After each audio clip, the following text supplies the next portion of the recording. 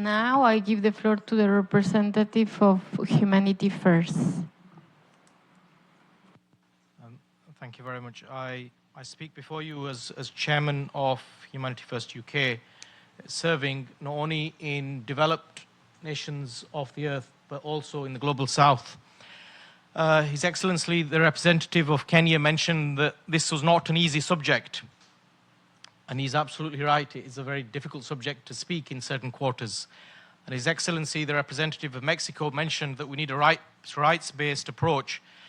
So I'd like to share two areas of rights based on justice, absolute justice, for both host communities, also for refugees and immigrants.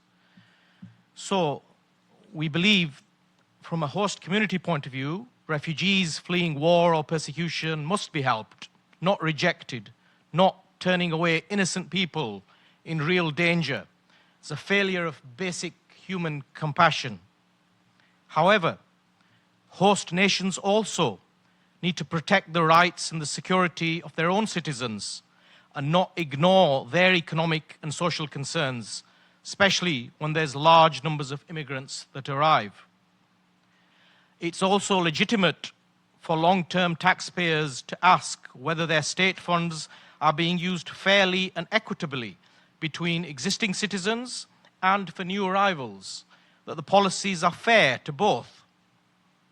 And governments should adopt transparent, sensible immigration policies that tackle security, financial, social tensions openly and transparently, instead of suppressing debate, and that only allows far-right narratives to start to grow.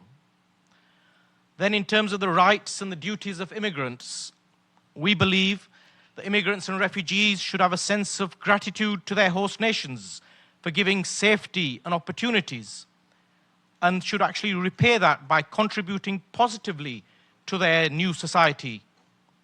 And they should seek employment or meaningful work as soon as it's practically possible, even if that means basic labor, to preserve their own dignity and to reduce the burden on host communities and to ease any potential local resentment.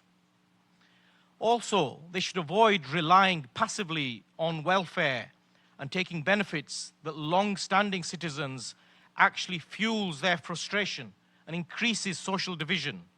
So welfare should be a temporary support, not a way of life.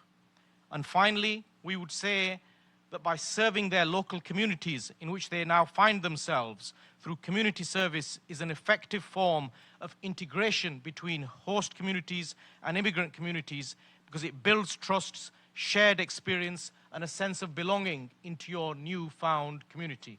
Thank you.